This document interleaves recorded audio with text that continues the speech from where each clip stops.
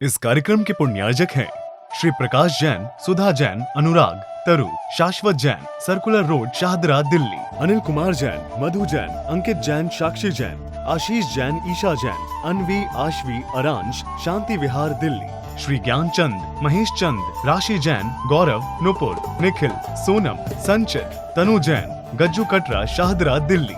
श्री सुरेंद्र कुमार जैन, स्नेहलता जैन, सचिन जैन, मधुलिका जैन, प्रणव जैन, पलवल। श्री सुरेंद्र कुमार जैन, सरला जैन, पुत्र पुत्र वधु, अंकुर जैन, शिखा जैन, पुत्र पुत्र वधु, मधुर जैन, कोपल जैन, पौत्री अदिति जैन, सानवी जैन, टियाना जैन, फरीदाबाद। तीन भुवन में सार बीते राग विज्ञानता, शिव स्वरूप शिविकार, नमो त्रियोग समार के। छहडाला ग्रंथ का सार गर्भित स्वाध्याय आत्म कल्याण करने के प्रयोजन से किया जा रहा है। चारों अनुयोगों का नवनीत छहडाला ग्रंथ में कहते हैं विद्यमान है। जो छहडाला ग्रंथ को पढ़ेगा, समझेगा, वो जिनागम के सारे ग्रंथों को आसानी से समझेगा। प्रथम ढाल की चर्चा यहाँ पर चल रही है और प्रथम ढाल में दौलत राम जैसे महान कवि जो अध्यात्म के प्रेमी थे, स्वाध्याय में जिनकी कहते प्रगाढ़ता थी, बड़े बड़े ग्रंथों का स्वाध्याय वो निरंतर करते रहते थे। बहुत सारे ग्रंथों का स्वाध्याय उनके कंठस्थ याद भी हुआ था। जो 50-60 संस्कृत के प्राकृत के श्लोकों को कंठस्थ प्रतिदिन याद करते रहते थे। ऐसे कवि बहुत बिरले होते हैं। एक एक छंद उनका बहुत मार्मिक है, प्रेरणा देने वाला है और आगम के सूत्रों को समझाने में कारण है। यहाँ जो चर्चा चल रही है कि त्रियंच गति के जीवों को कौन कौन से दुख कहते भोगना पड़ते हैं। बहुत सारे त्रियंच गति के जीव ऐसे हैं जिनके दुखों का हमें पता ही नहीं चलता। निगोदिया जीवों के दुखों को हम लोग कहते हैं देख ही नहीं पाते, जान नहीं पाते, उसका अनुभव नहीं कर पाते हैं। पृथ्वी कायक, जल कायक, अग्नि कायक, वायु कायक और प्रत्येक वनस्पति कायक के जीवों के दुखों का भी हमको पता नहीं होता। हम पृथ्वी पर रोंदते हुए चले जाते हैं और जल का कहते अनर्गल प्रयोग करते रहते हैं, अग्नि बहुत जलाते रहते हैं और पंखा, एसी आदि के माध्यम से वायु का जीवों की प्रार्थना होती रहती, वो दुखी रहते हैं। इस बात को हम समझ नहीं पाते हैं। अपने स्वार्थ के लिए हम लोग इन जीवों पर करुणा नहीं कर पाते हैं, दया नहीं कर पाते हैं और जीवों की प्रार्थना कहते करते रहते हैं। घास पर हम चलते हैं, वनस्पति का जीवों की कहते महाविराधना होती। हमारे जैन साधु जब भी विहार करते हैं तो घास पर कभी पैर नहीं रखते हैं, गीली मिट्टी पर कहते पैर नहीं रखते हैं। अग्नि का प्रयोग नहीं करते हैं, पंखा नहीं चलाते, एसी नहीं चलाते, क्योंकि इनके माध्यम से जीवों की विराधना होती। एक इंद्रिय वाले जीवों की महाहिंसा होती है। तो एक इंद्रिय जीव के जितने भी प्राणी हैं वो भी जीव कहते निरंतर दुखी हो रहे, ये चर्चा हो चुकी है। अब आगे कहते हैं वो एक इंद्रिय वाला जीव कहते हैं पुण्य के योग से कहते हैं वो तृष पर्याय में आ जाता है। तृष्णाम कर्म के उदय से जिन जीवों को तृष पर्याय प्राप्त होती, 2 इंद्रिय, 3 इंद्रिय, 4 इंद्रिय आदि की पर्याय प्राप्त होती, उनको तृष जीव कहा जाता है। तो चलते फिरते उनका नाम तृष नहीं है। तृष्णाम कर्म को उदय से जिन्हें तृष पर्याय प्राप्त होती उनको तृष जीव कहा जाता है। और ऐसे तृष पर्याय में रहने वाले जीव भी कहते हैं बहुत दुखी हैं, बहुत दुखों को भोगते हैं। और तृष पर्याय की प्राप्ति होना है चिंतामणि रत्न की प्राप्ति, जैसा कहा गया है। देखिए छंद देखिए, दुर्लभ लही जो चिंतामणि, त्यों पर आए लही त्रस तणी, लट पिपील अलियादि शरीर, धर धर मरियो तही बहु पीर। ये मार्मिक छंद है। चिंतामणि रत्न की प्राप्ति जैसे दुर्लभ होती है, हीरे माणिक मोती आदि रत्न तो दुनिया के सब लोगों को प्राप्त हो जाते हैं, पर चिंतामणि रत्न कहते हैं किसी को प्राप्त नहीं हुआ, पर होता जरूर है। जो महान सौभाग्यशाली होते, महाभाग्यवान होते, उनमें से किसी एकाध व्यक्ति को चिंतामणि रत्न मिलता है, इसलिए चिंतामणि रत्न को सबसे दुर्लभ कहा गया है। हम कोई नहीं हीरा को तो प्राप्त कर सकते हैं, और कहाँ पर रखा हुआ इसका हम पता भी लगा सकते हैं। कोई नहीं हीरा कहते दुर्लभ नहीं है दुनिया में, पर चिंतामणि रत्न कहते दुनिया में सबसे ज्यादा कहते दुर्लभ है। चिंतामणि रत्न होता क्या है कि चिंतन करने पर जो आप चाहोगे वो आपको प्राप्त होता रहता है। एक कोई हीरा जैसा रत्न नहीं है ये चिंतन करने पर जिसका चिंतन करोगे वो चीज कहते आपको तत्काल प्राप्त हो जाएगी। ऐसा चिंतामणि रत्न होता है, वो सबके पास कहते नहीं होता। आज तो वर्तमान में किसी के पास भी नहीं है। पूरे विश्व अवस्था जो वर्तमान काल में देखने में आती है, वहाँ कहीं भी कहते हैं किसी को ये रत्न प्राप्त नहीं है। तो जैसे चिंतामणि रत्न की प्राप्ति के दुर्लभ नहीं महादुर्लभ है, ऐसे ही स्थावर वाले जीवों को त्रिस्पर्या की प्राप्ति होना बड़ा दुर्लभ है। एक इंद्रिय से दो इंद्रिय की पर्याय में आना दुर्लभ है, 2 से 3 इंद्रिय की पर्याय को प्राप्त करना दुर्लभ है, और 3 से 4 इंद्रिय की पर्याय को प्राप्त करना दुर्लभ है, और 4 इंद्रिय से जीव को 5 इंद्रिय वाला जीव बनना बड़ा दुर्लभ है। क्योंकि जीव इन पर्यायों को बहुत कम प्राप्त होता है। ये चर्चा मैंने थोड़ी पहले की थी कि यह जीव निगोश से निकल के आता है तो 2000 सागर के लिए त्रिस्पर्याय जीव को प्राप्त होती है, और कुछ अधिक में यह जीव त्रियंच और मनुष्यों के भाव को प्राप्त करता है। और 2000 सागर का जो समय होता है, 740 सागर तो वह जीव कहते हैं 7 नरकों की यात्रा में कहते पूरे करता है, और 1260 सागर का जो समय होता है वह जीव कहते हैं देव गति में कहते बार बार जा करके उस समय को पूरा करता है। 2000 सागर तो यहीं पूरे हो गए, विचार करो जरा। और कुछ अधिक के लिए निकलता है तो कुछ अधिक में त्रियंच के भाव हैं, और कहते हैं त्रिस्पर्याय के भाव हैं, और कहते हैं मनुष्य पर्याय के भाव हैं। और मनुष्य पर्याय तो बहुत कम मिलती है। शास्त्रों में ऐसा पढ़ने में आता है, लोग कहते हैं ज्ञानी जन कि आत्म कल्याण करने के लिए 48 मनुष्य के भाव मिलते हैं। उसमें भी नपुंसक लिंग वाले भी भाव शामिल हैं, स्त्रीलिंग वाले भाव भी शामिल है, मनुष्य लिंग वाले भी भाव शामिल हैं। उनमें कोई जीव कहते हैं अपने आत्म कल्याण का मार्ग कहते ग्रहण कर पाता है और मुक्ति की प्राप्ति का मार्ग प्रशस्त कर पाता है। बाकी तो हमारा 2000 सागर का समय विषय भोगों को भोगते हुए ही कहते हमारा राग द्वेष करते हुए पूरा हो जाता है। जीव जहाँ से आता है वहीं निकल जाता है। तो त्रिस्पर्याय की प्राप्ति होना भी कहते बड़ा दुर्लभ है, कठिन है। और त्रिशतणी माने त्रिस्पर्याय, और त्रिस्पर्याय किसे कहा गया? 2 इंद्रिय से ऊपर के जितने जीव होते हैं उन सबको त्रिजीव कहा जाता है। और पर्याय का मतलब कि परिवर्तन, स्वभाव और विभाव रूप जो परिणमन होता है गुणों के अंतर्गत, उनको ही कहते पर्याय कहा जाता है। पर्याय 2 प्रकार की होती है। ये कहानी थोड़ी आपको आगे विस्तार समझाएंगे कि एक अर्थ पर्याय होती है, एक व्यंजन पर्याय होती है। अर्थ पर्याय के 2 भेद होते हैं, स्वभाव अर्थ पर्याय, विभाव अर्थ पर्याय। और व्यंजन पर्याय 2 प्रकार की होती है। द्रव्य पर्याय को व्यंजन पर्याय कहा जाता है, और व्यंजन पर्याय 2 प्रकार की, स्वभाव रूप और विभाव रूप।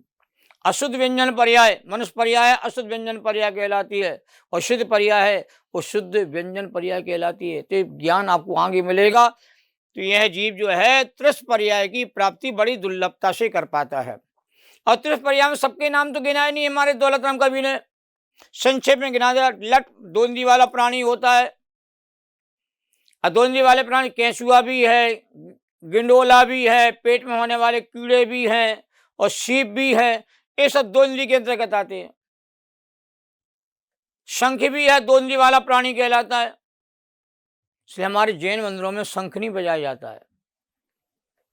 हिंदू मंदिरों में शंख के बजने का रिवाज है, ध्वनि के रूप में कहते हैं, उसका प्रचार प्रसार होता है।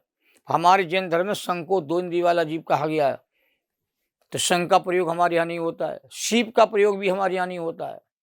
और केंचुआ, लठ है, गंडोला, पेट में होने वाले कीड़े होते हैं, ये सब 2 इंद्रिय वाले कहलाते हैं। इसकी चर्चा मैंने कल की थी आपके सामने। पिपील माने चींटी और अली माने होता है भौरा। तो 3 इंद्रिय वाले प्राणी चींटी है, बिच्छू है, खटमल है, जू है, लीक है, घुन में कीड़ा लग जाते हैं गेहूं आदि में, वो सब के 3 इंद्रिय वाले जीव कहलाते हैं। इनके ऊपर करुणा करना चाहिए, क्यों ये बिना मन वाले प्राणी हैं, ये कुछ कह नहीं सकते हैं। हमें ही उनके ऊपर कह दो करुणा का, दया का भाव रखने की आवश्यकता होती है। और अली माने होता है भौरा। जो भौरा है, मक्खी है, मच्छर है, डांस है, पतंगा है, तितली है, बर्र है, ये 4 इंद्रिय वाले प्राणी हैं। और मच्छर का तो बड़ा बुरा हाल है। मच्छर की वेदना हम लोग सह नहीं कर। मच्छर आपको कहते हैं 1 ग्राम से कम खून आपका लेता है, और मच्छर की कहते हैं आप हत्या करने पर उतारू हो जाते हो। 1 ग्राम भी खून उसने नहीं लिया होगा आपका, और आप उसके दुश्मन बन जाते हो। और ऑल आउट का प्रयोग करके, अन्य चीज़ों का प्रयोग करके हम उनकी हत्या करते रहते, विराधना करते रहते, पाप का बंद करते रहते हैं। ये सारे जीव कहते दया के, करुणा के पात्र हैं, हम विचार ही नहीं कर पाते हैं। पर ये जीव 2 इंद्रिय की पर्याय में आकर के, 3 इंद्रिय की पर्याय में आकर के, 4 इंद्रिय आदि की पर्याय में आकर के ये बार बार शरीर को धारण करते हैं। शरीर कैसे कहा जाता, देखो मैंने लिखा है, जो शरीर नाम कर्म के उदय से प्राप्त होकर के जो शीरते गलते रहते हैं, जीर्ण शीर्ण अवस्था को प्राप्त, उसका नाम शरीर कहलाता है। शरीर पौद्गलिक होता है। अनंत परमाणु पिंडों का जो समूह है वह शरीर है। जो शरीर जीर्ण शीर्ण होता रहता है। और ऐसे शरीर के 5 प्रकार के भेद हमारी आगम ग्रंथों में आते हैं। औदारिक शरीर, और आपका व्यक्रियक शरीर, आहारक शरीर, तेजस शरीर, कारमान शरीर। और मनुष्यों का और तेज गति के जीवों का जो शरीर होता है वह औदारिक शरीर होता है। और तेजस कारमान तो अनादि काल से सब जीवों के साथ ही चलते रहते हैं। तो ऐसा शरीर कहते गलता रहता है, नया मिलता रहता है, पुराना छूटता रहता है, जीर्ण शीर्ण अवस्था को प्राप्त होता रहता है। तो ऐसे कहते 2 इंद्रिय वाले शरीर, 3 वाले, 4 वाले आदि शरीर के धर धर बार बार इनको धारण करता है। और धारण करता हुआ मरण को प्राप्त होता है। और सही माने सहन करता है। बहुपीर माने क्या, बहुत दुखों को, जिन दुखों को कहते हैं केवल भगवान ही जान सकते हैं। और इन जीवों के दुखों को हम लोग नहीं समझ पाते हैं। और इन जीवों के प्रति हम लोग निर्दयता को प्राप्त हो जाते। ये समझते हम लोग कि ये तो मरने के लिए पैदा हुए हैं, इनको हम मारना चाहिए, ये भाव हमारे मन के अंदर होते रहते हैं। भाई साहब, सबका जीवन है, सबको जीने का अधिकार होता है। जियो और जीने दो की भावना हमारे यहाँ कही गई है। इसलिए किसी जीव की विराधना कहते हमें नहीं करना चाहिए। ऐसे जीवों ने 30 पर्याय को ही प्राप्त किया, पर 30 पर्याय में आकर के दुखों से कहते छुटकारा नहीं मिला। और जीव कहते इन पर्यायों को पाकर के भी जीव दुखी होता रहा। अब अगले छंद में कहना चाहते हैं कि जीव कहते हैं पंचेंद्रिय पर्याय को प्राप्त हो गया, 5 इंद्रिय वाला जीव बन गया। 5 इंद्रियों का समागम जीव को पुण्य के योग से हो गया। पर बिना मन का प्राणी हुआ, भले 5 इंद्रिय वाला क्यों ना हो, तो बिना मन के भी प्राणी दुखी रहते हैं और अपना कल्याण नहीं कर पाते हैं। ये बात 7वें नंबर के छंद में कहते आपके सामने रखी जा रही है। कबहू पंचेंद्रिय पशु भयो, मन बिन निपटी अज्ञानी थयो। सिंहादि के सेनी है पूर, निवल पशु अति खाए भूर। एक बार फिर से देखो, नया छंद है आपको गाना भी आना चाहिए, लय के साथ आपको गाने का अभ्यास करना चाहिए, क्योंकि चौपाई है ये, चौपाई छंद में लिखा हुआ है। कब हो पंचेंद्रिय पशु भयो, मन में निपट अज्ञानी थयो, सिंहादिक श्रेणी है कूर, निवल पशु अति खाए भूर। क्या गजब की, देख कठिन शब्द है, उनको यार समझ लें। निपट माने होता अत्यंत, हति माने होता मारकर, भूर माने होता बहुत, कूर माने होता दुष्टता, भयो माने होना। तो कवि ये जीव कहते पंचेंद्री वाला पशु हुआ, पर बिना मन वाला हुआ। तो बिना मन के जो प्राणी होते हैं वो हित हित का विचार नहीं कर पाते, अच्छे बुरी की पहचान नहीं कर पाते। तो ऐसे कहते हैं निपट अत्यंत अज्ञानी ही बने रहे। और ध्यान देना, अज्ञानी महा दुखी रहता है और ज्ञानी कहते सदा सुखी रहता है। मिथ्या दृष्टि अज्ञानी सदा दुखी है, चाहे महलों में क्यों ना रहता हो, राजा महाराजा क्यों ना हो। और सम्य दृष्टि जीव सदा सुखी रहता है, भले झोपड़ी में रहता हो, पर सम्य दृष्टि है, ज्ञानी है, धर्मात्मा है, वह कहते सदा सुखी रहता है। तो अज्ञानी दुखी ही रहते हैं। और कवि कहते हैं पांच इंद्री वाला पशु ऐसा हो गया कि मन वाला भी हो गया, पर हिंसक पर्याय को प्राप्त हो गया, शेर आदि की पर्याय में चला गया। और शेर आदि की पर्याय में जाकर के मन वाला, सैनी माने मन वाला प्राणी होकर के भी, संगी प्राणी होकर के भी कूर परिणाम वाला हुआ। अब ध्यान देना, जितने भी शेर आदि हिंसक प्राणी होते हैं, इन सबके परिणाम क्रूरतम होते हैं। ये निर्बल पशुओं को मार करके कहते अपनी भूख की वेदना को शांत करते हैं। शेर हमेशा ताक में रहता है कि मुझे हिरण कहीं दिखाई दे जाए, तो हिरण को कहते हैं ला करके मार करके चीड़ फाड़ करके अपने भोजन की तैयारी करता है।